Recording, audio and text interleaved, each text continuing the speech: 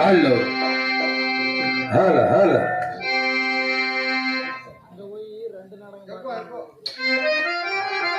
Halo. Halo. Halo, halo. Ada Santhosh. Halo.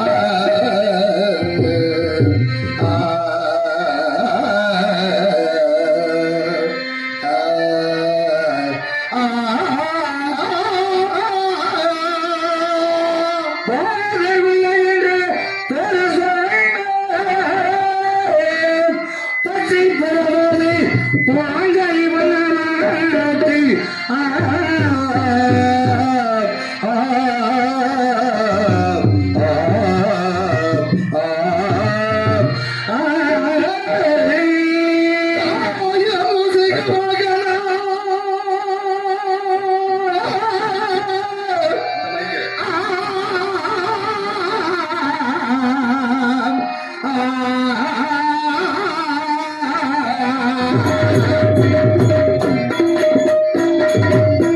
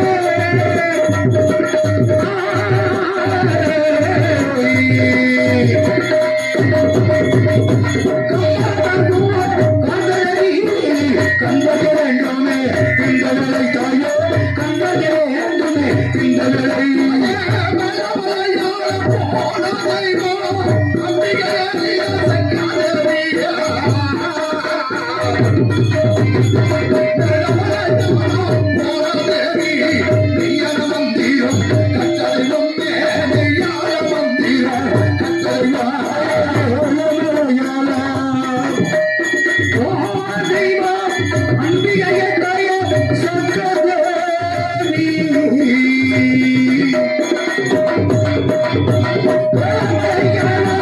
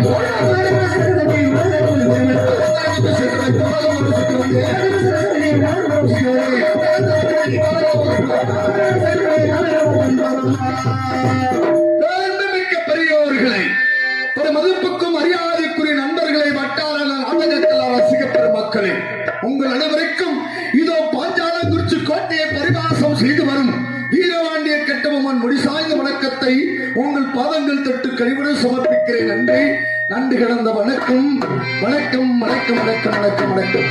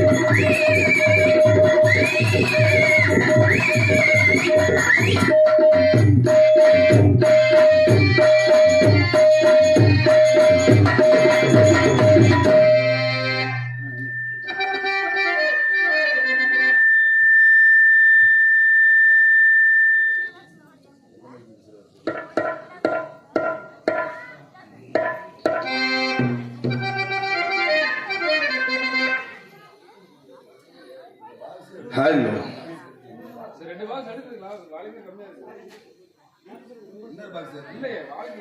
Hello hello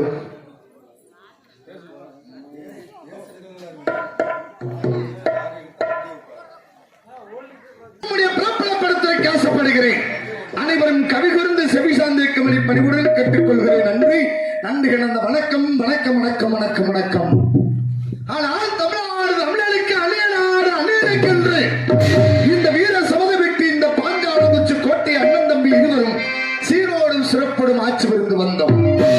அப்படி சீரோடும் சிறப்படும் ஆட்சி புரிந்து வரும் தருவாயிலே என்னுடைய தந்தையின் மேல கொண்டு வந்து என்னுடைய தாயின் மேலோ காணம்மாள் என்னுடைய பாட்டன்மார்கள் வேறோ காலபொம்மு செல்லபொம்மு கொண்டு வந்து சொல்லப்பட்டவர்கள் மூவர் வடக்கு வெகு தூரமாக வந்து வந்தார்கள். அப்பொழுதைக்கு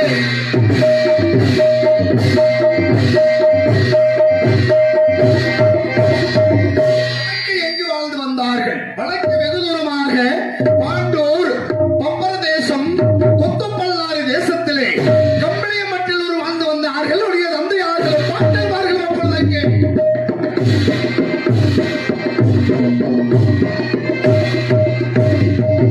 அந்த கம்பளியம்பட்டி ஊரிலே மலைமாற இல்லாத காரணத்தினால் பஞ்சம் பசி கொடுமையின் காரணத்திற்காக என்னுடைய தந்தையார்களோ பாட்டன்மார்களோ தென்திசை மார்க்கமாக புறப்பட்டார்கள். அப்பொழுது தென்திசை மார்க்கமாக புறப்படும் பொழுது எங்களுடைய குலங்காக்கக்கூடிய சக்காதேவி பாலர்களே நானும் கூட வருகிறேன் என்று எடுத்து சொன்னதாம் சக்காதேவி.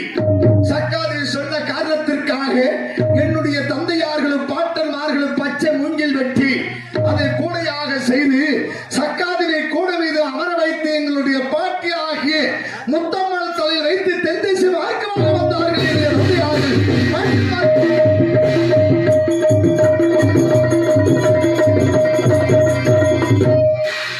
மார்க்கமாக வந்தார்கள். எவ்வளியாக வந்தார்கள்? உப்பத்த பள்ளம், திருவங்குறிச்சி, செங்கல்பட்டி வழியாக கோடிநாயக்கனூர் வந்து சேர்ந்தார்கள். கோடிநாயக்கனூர் சிறிதுகாலம் தங்கியதாம் எங்களுடைய சக்காதேவி. அந்த இடத்துல அன்ன ஆதாரம் அறிந்துவிட்டு மறுநாள் காலையில் எழுந்தவுடனே சக்காதேவி தூக்கி தென்திசை மார்க்கமாக புறப்பட்டார்கள். தென்திசை மார்க்கமாக புறப்படும் பொழுது சக்கரக்குடி என்ற கிராமத்துக்கு அருகாமல் வரும் பொழுது மீண்டும் எனது தந்தையார்களுக்கும் பாட்டன்மார்களுக்கும் பசி அதிகரித்து விட்டதாம். அந்த சக்கரக்குடி கிராமத்துக்கு அருகாமல் வரும் பொழுது பசி அதிகரித்த காரணத்தினால் சக்காதேவி சக்கரக்குடி என்ற கிராமத்தில் இறக்கி வைத்துவிட்டு அந்த ஆதாரம் அறிந்துவிட்டு மறுநாள் காலையில் எழுந்தவுடனே சக்காதேவி தூக்கினார்கள். சக்காதேவி தூக்கும் பொழுது சக்காதேவி எடுத்து கனவுல எச்சரித்து சொன்னதாம். எப்படி என்றால் இந்த சக்கரக்குடி என்ற கிராமத்திலே வாழ வேண்டும் என்று சக்காதேவி கனவுல உச்சரிக்கலாம். சக்காதேவி கனவுல உச்சரித்த காரணத்தினால் அந்த இடமாகப்பட்டது யாருடைய இடம் என்று எண்ணி பார்த்தார்கள்.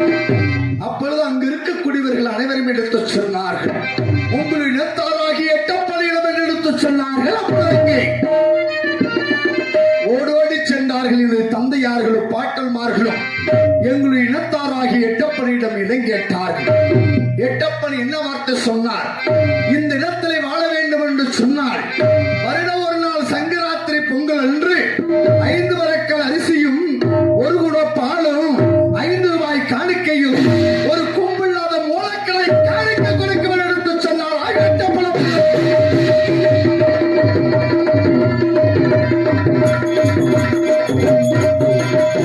வரி கொடுக்கிறோம் என்று சொல்லிவிட்டு என் தந்தையார்களும் பாட்டன்மார்களும் சக்கரக்குடி என்ற கிராமத்திலே வாழ்ந்து வந்தார்கள். அப்பொழுது எங்களுடைய இனத்தாராகிய எட்டப்பன் என்ன வார்த்தை சொன்னார்? அதோ தெரிகிறது, இதோ தெரிகிறது, இந்த மரம் செடி கொடிகள் எல்லாம் வெட்டி வயிறு தீவிராசியம் செய்தவர்களிடம் சொன்னார் எட்டப்பன். அப்பொழுது அப்பொழுது அந்த காட்டிலே கருவேலங்கட்டுகள் வெட்டி வயிறு ஜீவராசியம் செய்து வந்தார்கள் என்னுடைய தந்தையார்களும் பாட்டன்மார்கள். அப்பொழுது என் தாய் காடம்மாள் நிரபாத கர்ப்பிணியாக அந்த காட்டிலே கருவேலங்கட்டுகள் எல்லாம் வெட்டி சுமந்து வந்தது தாய். கருவேலங்கட்டுகள் எல்லாம் வெட்டி சுமந்து வரும் தருவாயிலே அந்த கட்டவெட்டு பள்ளத்திலே நான் பிறந்தது. கட்டவெட்டு பள்ளத்தில் பிறந்ததனால் கட்டையில் என்றும் எங்களுடைய குல ஆசாரப்படி பொம்மன் என்றும் இந்த பாண்டிய மண்ணிலே பிறந்ததினால் எனக்கு வீரபாண்டிய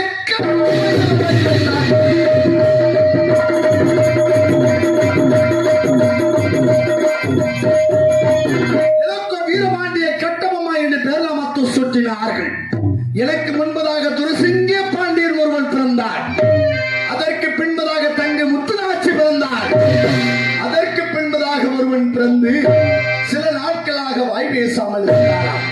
3 மாதம் பிறகு ஆவாராம் பூக்கள் எல்லாம் வளர்கின்ற பொழுது அண்ணவன் வாய் பேசிய காரணத்தினால் அண்ணவனுக்கு திக்கு வச்சு ஊமத்துறை பாண்டியன் வைத்தார்கள்.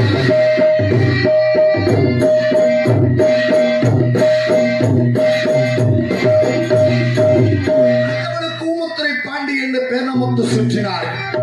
அதன் பிறகு பொம்மி, திம்மி, பஞ்சாலி, பராசக்தி, வீரமல்லு, வீர சக்காதி என்று சொல்லப்பட்ட 6 சகோதரி பெண்கள் பிறந்தார்கள்.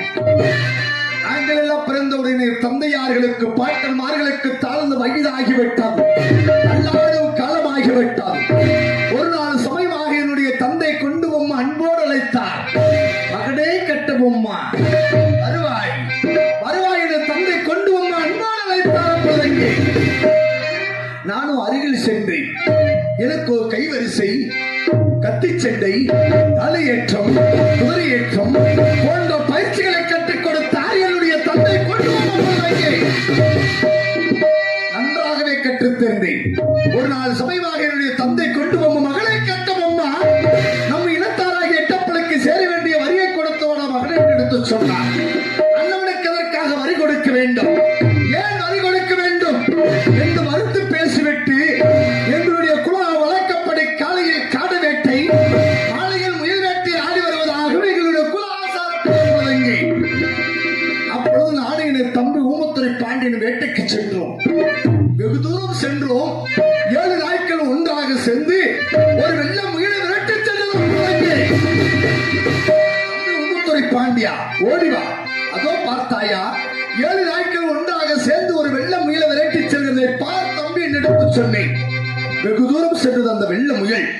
வெகு தூரம் சென்றவுடனே அந்த வெள்ள முயலாகப்பட்டது 7 நாட்களில் இந்த முயலுக்கு எவ்வளவு வீரம் இருந்தால் இந்த மண்ணுக்கு எவ்வளவு வீரம் இருக்காது என்று பார்க்கிறார்கள். அந்த மண்ணின் பெயர் தான் செம்மணல் மேல் எடுத்து சொன்னார். செம்மணல் மேட்டிலே பாஞ்சாலங்குறிச்சி கோட்டை கட்டினோம். பாஞ்சாலங்குறிச்சி கோட்டை எப்படி பெயர் வந்தது? பாஞ்ச புதர்கள் அடர்ந்திருந்தது, குறிஞ்சி பூக்கள் வெடித்திருந்தது. இந்த கோட்டைக்கு பெயர் பாஞ்சாலங்குறிச்சி கோட்டை கட்டினோம்.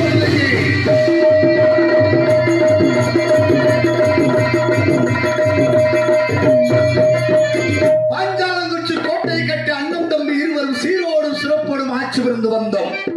பாஞ்சாலங்குறிச்சி கோட்டையில நான் பிறந்ததோ 1760ஆம் ஆண்டு. இந்த வீரவாண்டி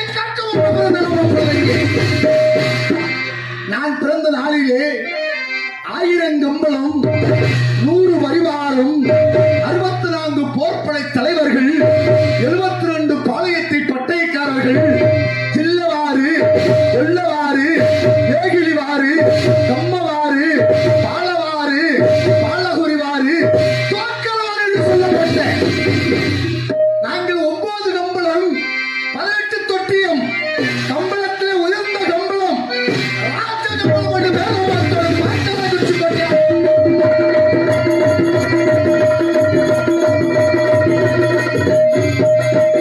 9 கம்பளம், உயர்ந்த கம்பளம், ராஜ கம்பளம் என்று பேர்நாமத்தோடு இந்த பாஞ்சாலங்குறிச்சி கோட்டையை ஆண்டு வந்த அண்ணன் தம்பி இருவரும் சீரோடும் சிறப்போடும். இந்த பாஞ்சாலங்குறிச்சி கோட்டையிலே எனக்கு ஒரு நாள் பதவியேற்றுள்ள வைத்தார். யாருக்கு பிறகு? திமுக கிறிஸ்துமஸ் பிறகு இந்த பாஞ்சால எனக்கு பதவியேற்று வைத்தார். எப்போது? 1790ஆம் ஆண்டு எனக்கு பதவியேற்றார். எப்படி பதவியேற்றார்கள்? செகுதிரப்பாண்டி வீரபாண்டிய கட்டபொம்மா, செகுதிரப்பாண்டி வீரபாண்டிய கட்டபொம்மா, செகுதிரப்பாண்டி வீரபாண்டிய கட்டபொம்மா.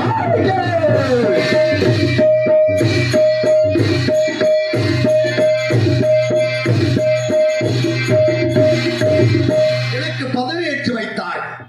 நான் பதவியேற்று சீரோடு சிறப்போடு இந்த பாஞ்சாலங்குறிச்சி கோட்டையை ஆண்டு வந்தோம், அண்ணன் தம்பி இருவரும். அப்படி ஆண்டு வரும் தருவாயில் எங்கள் இனத்தார் ஆகிய எட்டப்பனுக்கு வரி கொடுக்காத காரணத்தினால் அந்த எட்டப்பனும் 6000 மைலுக்கு அப்பால் உள்ள ஆங்கில வெள்ளக்காரனுக்கு காட்டி கொடுத்தார். எட்டப்பன் நாயப்பதங்கே 6000 மைலுக்கு அப்பால் ஆங்கில வெள்ளக்காரனுக்கு காட்டி கொடுத்தார். அந்த ஜாச்சந்திர என்பவனும் பல இளைஞர்களுக்கு மீட்டங்கி நிலைப்பு கொடுத்தார். இன்று எல்லாம் வடார்காடு, வெண்ணார்காடு, செங்கல்பட்டு, புதூர் என்று சொல்லப்பட்ட பல இடங்களுக்கு மீட்டங்கி அழைப்பு கொடுத்தார். எங்கேயும் செல்லவில்லையே. கடைசியாக இறுதியாக அந்த ராமநாதபுரம் எல்வாள கட்டிடத்திற்கு மீட்டங்கி அழைப்பு கொடுத்தார். அங்கு சென்றோம். நாளையின தம்பி ஊமத்துறை பாண்டியனும் அமைச்சராகிய திவான் தாராதமலையில் சென்று வந்தோம். அந்த ராமநாதபுரம் எல்வாள கட்டிடத்திற்கு. அந்த ராமநாதபுரம் எல்வாள கட்டிடத்திலே எட்டு என் தம்பியை ஒரு அறையில் வைத்து அடைத்தான் ஜாக்சந்தர் என்பவன். அமைச்சராகிய திவான் தாராதமலை ஒரு அறையில் வைத்து அடைத்தான் ஜாக்சந்தர் என்பவன். ஓடி வந்தான். ஓடி வந்து என்னிடத்தில் என்னவென்று கேட்டார். நீதான் கட்டபொம்ம அரசன் என்று கேட்டார். அதற்கு நான் என்னவென்று கேட்டேன். நீதான் ஜாக்சந்தர் என்பவன் என்று கேட்டேன். கட்டபொம்மா ஏழைகளுக்கு ஏதாவது வருடமாக வரி கொடுக்கவில்லை என்று கேட்டார். எதற்கு அவனுக்கு வரி கொடுக்க வேண்டும்? வானம் பொழிகிறது, பூமி விளைகிறது, குலைக்கலக்க வரி, வட்டி, திரை கொடுக்க வேண்டும். நாத்து நட்டாயா, நெடுமையில் நீர்வாட்சியாயா, என்று பெண்களுக்கு மஞ்சள் அளித்து பணி இருந்தாயா,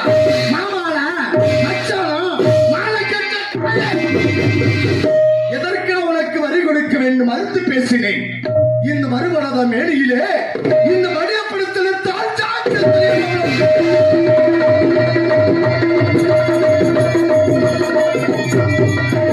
தப்பித்து வருவதற்கு மார்க்கமில்லை. காரணம் அந்த ராமநாதபுரம் வெள்வளக்கட்டை சுற்றிய தீட்டுத் துறைகள் வைத்தாலே தப்பித்து வரும் மார்க்கமில்லாத காரணத்தினால் என்னுடைய வளர்ப்பு மகனாகிய பகதூர் வெள்ளையற்றவன் வல்ல நாட்டிலே படுத்துறங்கினான். அப்படி எங்களுடைய குழந்தையாக்கக்கூடிய சக்காதியை சொப்பனத்தில் கட்டி எழுப்பியது. அன்னை பகதூர் வெள்ளையத்தேவா, என்னடா உனக்கு உறக்கம்? உன்னுடைய தந்தையார்கள் ராமநாதபுரம் வெள்வள கட்டிடத்தில் சிறைபிடித்து விட்டார் ஜாக்சந்தர் என்பவன். என்னடா உறக்கம் என்று சொப்பனத்தில் தட்டி எழுப்பிய சக்காதியை வந்தான். என்னுடைய வளர்ப்பு மகனாகிய பகதூர் வெள்ளையத்தேவன் வந்தான்.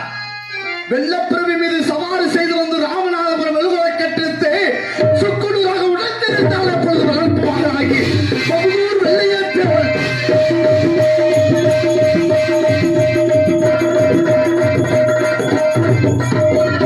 ராமநாதபுரம் வெள்வள கட்டிடத்தை சுக்குநூறாக உடைத்து விட்டு எங்களை சிறைமிட்டு வந்தார்.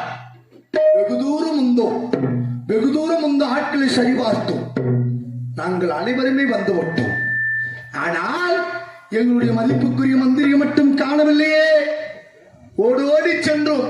எங்களுடைய மாமனாகிய பட்டத்து நாயக்கர் வரவழைத்து முத்துக்குறி ஓட்டு பார்த்தோம். 40 நாளோ 40 தினத்துக்குள் உங்க எல்லமாகிய பாஞ்சாலங்குறிச்சி வந்து விடுவார். நீங்கள் அனைவருமே சென்று வாருங்கள் என்று எங்களுடைய மாமனாகிய பட்டத்து நாயக்கர் எடுத்து சொன்னார். நாங்கள் அனைவருமே பாஞ்சாலங்குறிச்சி கோட்டை வந்து சேர்ந்தோம். 40 நாள் முடிந்தது. மதிப்புக்குரிய மந்திரியை பாஞ்சாலங்குறிச்சி கோட்டை வந்து சேர்ந்தார். வந்தது வராதுமாகி அண்ணன் மகன் சிவசுப்பிரமணியனுக்கு திருமண கோலத்தை காதலி விழா நடத்த வேண்டும் என்று சொல்லி என்னிடத்தில் நெல் என்று கேட்டான். இருந்த நெல் அனைத்து என்னுடைய வளர்ப்பு மகனாகிய பகதூர் வெள்ளையத்தேவன் திருமண காரியத்திற்கு செலவாகிவிட்டது. அடுத்த விடம் எடுத்து நம்ம நடத்தலாம் மந்திரி எடுத்து சொன்னேன். என்னை விட்டு வாடில்லையே. காரணம் உன்னுடைய கையில் இருக்கக்கூடிய இந்த பட்டாவளை பார்த்து விடை கொடுத்தால் குறிப்பாக போகிறேன் பாளையம் கோட்டை 136 வட்ட நெல்லையை வட்டிக்காத கடனுக்காக வாங்கி வருகிறேன் என்று சொல்லி சென்றோம். மந்திரி எப்போது வருவான் வருவான் என்று இந்த பாஞ்சாலங்குச்சி கோட்டையிலே காத்துக் கொண்டிருக்கிறேன். அதற்கு முன்பதாக என்னுடைய தம்பி ஊமத்துறை பாண்டியன் உயிரக்கொற்றால் மேடையில் அமர்ந்திருக்கிறான். அண்ணனை எதிர்பார்க்க வேண்டும். அதற்கு முன்பதாக பாஞ்சாலங்குறிச்சி பகடை மகனை வரவழைத்து என் தம்பி இளையவன் ஊமத்துறை பாண்டியன் அழைத்து வர சொல்ல வேண்டும். அழைத்து வருகிறேன் பாஞ்சாலங்குறிச்சி பகடை மகனை.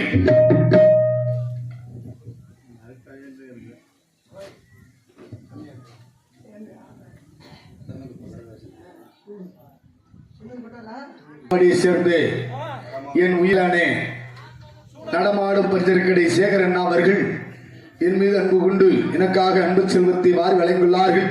அன்பளிப்பாக வாரி வழங்கிய அன்புள்ளத்திற்கு எங்களுடைய சக்காதி அருளாலே இந்த மந்தையில் வாழ்கின்ற தெய்வத்தினுடைய அருளாலே என்றைக்கு ஒரு நோய் இல்லாமல் அன்னவர்களும் அன்னொரு குடும்பத்தாரும் செய்யக்கூடிய தொழிலாகப்பட்டது பட்டிமாடு தொட்டி பிள்ளவரை கும்பத்துப்பால் குறையாமல் வாழ வேண்டும் வளர வேண்டும் என்று சொல்லி வாழ்த்து விடைபெறுகிறோம். நன்றி நன்றி கிடந்த வணக்கம் வணக்கம் வணக்கம் வணக்கம் வணக்கம்.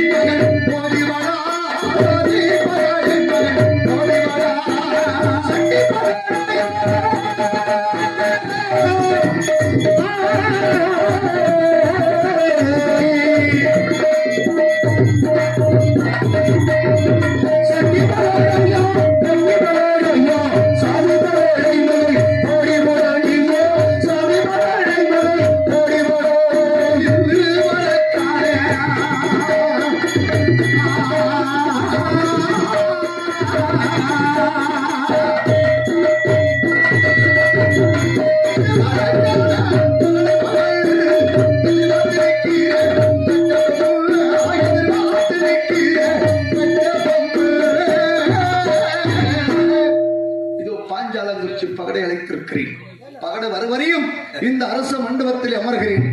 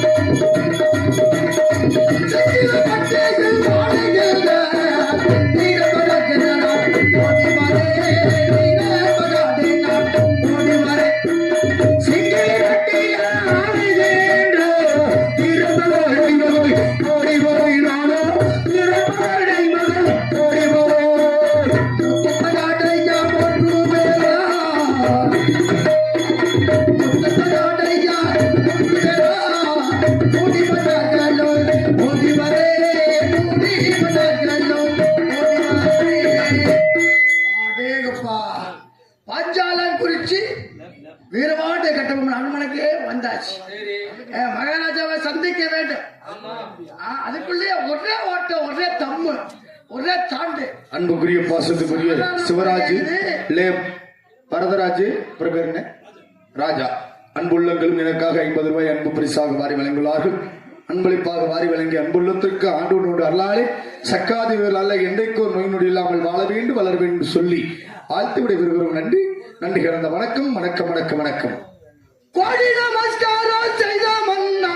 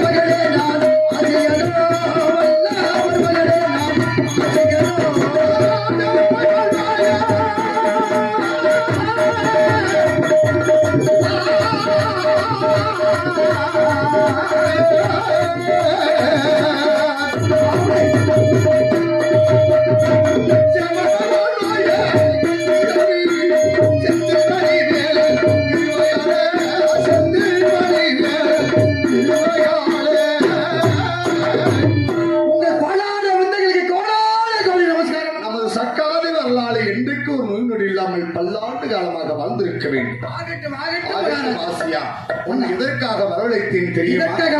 என் தம்பியோ உயரக்குற்றாலம் அடியில் வந்திருக்கிறான். அண்ணனை அழைத்ததாக அதை சீக்கிரமாக அழைத்து வர வேண்டும். அப்படி ஆகட்டும். அழைத்து வருகிறாயா? அப்படி அழைத்து வர. அழைத்து வருகிறேன். பார்த்து பார்த்து உருவ பார்த்து. அடியே அப்பா, நான் உருவ மாட்டேன். உருவிட்டேன். 4 பேத்துக்காவது முடி வெட்டாம விட மாட்டேன். இது பார்த்தா முடி வெட்டுற கத்தியா? இது கிடா வெட்டுற கத்தியா? கிடா வெட்டுற கத்தியா? அப்புறம் கிடா வெட்டுற கத்தியா? இது அப்படியே தெரியுது. இதெல்லாம் சிறச்சேதம் பண்ற கத்தி. பார்த்து பார்த்து செய்ய. நாங்கள சாமி கூப்பிட்டுருக்கோமே, சிறைக்க முடியாது. இது காளியம்மனுக்கா? ஆமா தெரியுமா? நீ 6 மாசம் விட்டுக்கிட்டு தான் இருக்கிறேன். எதனால விட்டுருக்க அப்படி எனக்கு மட்டும் தான் தெரியும். இந்த உனக்கு தெரிஞ்சு வச்சா? சரி. அப்ப இது எப்பதான் எடுப்பேன் நமக்கு தான் தெரியும். இப்போதைக்கு எடுக்க மாட்டேன். சரி சரி. இன்னும் 5 வருஷம் போகணும். மகாராஜா சொல்லிட்டாரு. என்னன்னு? சின்ன மகாராஜாவே உடனடியாக அதி சீக்கிரமாக விரைவாக அழைத்து வரப்பட்டு உத்தரவு சொல்லிட்டாரு. சரி. அதனால உடனே ஓட்டாட்டமா போகணும். எங்க போகணும்? சின்ன மகாராஜா கோட்டைக்கு போகணும். சின்ன மகாராஜா எங்க இருக்கிறாரோ? எங்க இருக்காரோ? அவர் எந்த தோட்டத்தில் படுத்திருக்காரோ? அவன் எந்த தோட்டத்தில் படுத்திருக்காரோ? சித்திரை கண்ணாடி மேடை தேடி